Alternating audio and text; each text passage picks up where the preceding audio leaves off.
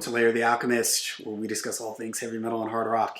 On today's episode, let's discuss Judas Priest, Point of Entry, their seventh studio album released in 1981. It's an album that it's a little bit of a bad rap in my opinion, although some of it I understand. I was going to make an in defense of video for this, but I kind of felt like there are some flaws on this record that didn't merit it getting the full in defense of treatment. But let's start with the album cover. Not a good album cover at all. I read that this is actually computer paper, and if you look close, you can see the dots for the computer paper. If you remember the old type of computer paper, and I guess it's supposed to look like a runway, but it's not exciting at all. The back cover doesn't really have anything going on the back cover either. There was an alternate cover for Europe and I believe South America, which was like a kind of a close-up of an airplane wing. That one wasn't much better, maybe better just by a little bit. But I kind of have a soft spot for this record because my first Judas Priest album was British Steel, which I got, I believe, in like 1981. So this album came out very soon after I discovered British Steel, or kind of right at the same time. So Point of Entry was my second Judas Priest record, and I've talked about how I'm a fan of melodic, very melodic, catchy, melodic rock type stuff, and that's kind of the knock against this album, that there's songs on here that are a little bit too much, sound like they're trying to get on radio. And if you do hear the band talk about this record, they do mention that they did feel pressured to come up with some radio hits. British Steel, 1980, a breakout album for them, Living After Midnight, Breaking the Law. So they were feeling some pressure, I guess, to follow up British Steel. And when you think about what followed this, Screaming for Vengeance, British Steel, Screaming for Vengeance, this is sort of in the middle, and it does feel like a letdown when you're comparing it to those two albums. But that said, I do really like the record, and I think that there's some really strong songs on here. I think especially side one of the album, Heading Out to the Highway, I think is great, very anthemic. Surprised me that they don't play a lot of these songs from this album very often. Heading Out to the Highway, for instance, was played in 2019.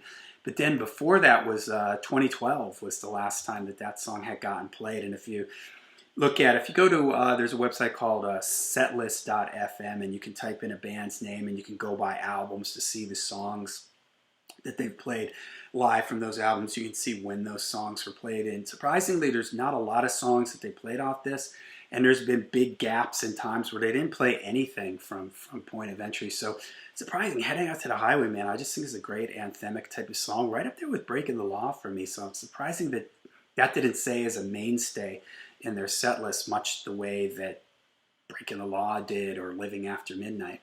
All right, Don't Go. I've always really liked Don't Go. I like those verses. I like the way it drops down. I like Rob's vocal delivery and the way the chorus comes out. I think it's super catchy and kind of explodes out at you, and I think that's really cool. And they had a video for that song too. I don't remember seeing that video back in the day. I think it's a cool video. They never played Don't Go live, according to setlist.fm, so that's surprising because they had a video for it, and a kind of a deep cut song that I really like. Again, I like melodic rock stuff with big hooks in it and stuff, and the chorus of that song I think is just great. Hot Rockin', they had a video for that. That was popular. Now that one they brought back in 2019, but they hadn't played that one since all the way going back to '05. So again, big gaps here where they don't play anything from Point of Entry. I had a video for it, and I remember that getting played quite a bit, so surprising that they don't play that more live. Turning Circles, I like that one. I can see how some people might, maybe the chorus is a little bit too melodic or poppy for them, but I like it. I think it's a good chorus. Now, Desert Plains, love Desert Plains. Love the chorus in that song. Love the main riff in it. It's got like a kind of this like chugging, like repetitive, like I don't know if that's an effect on the guitar or what's causing that, but the verses are really cool. The chorus is great. Love that song. Side 2 opens with Solar Angels, another song that I think is great. A great deep cut. Just love it. I love the vocal delivery. I love the riffs in it. Now, this is where things start falling off a cliff a little bit. I actually like the chorus in You Say Yes. The verse in it is a little bit much. That main guitar riff is a little bit, I don't know, it's a little bit too popish or something, but I think the chorus is fun. I understand why a lot of people don't like that, because it's very Rob jumping around in his vocal range. It's almost kind of silly, and it's almost like a goofy song, if you will, but I like the chorus in it, but I get why people don't like that one. All the Way, I don't really care for that one. I think that that's kind of forgettable. Troubleshooter, this is another one that they played live from this record. Not many times, but if you go on YouTube, you can hear some live versions of it. It's fun, I guess. I think hearing it live, a little bit better than the studio. On the Run, I don't like that song.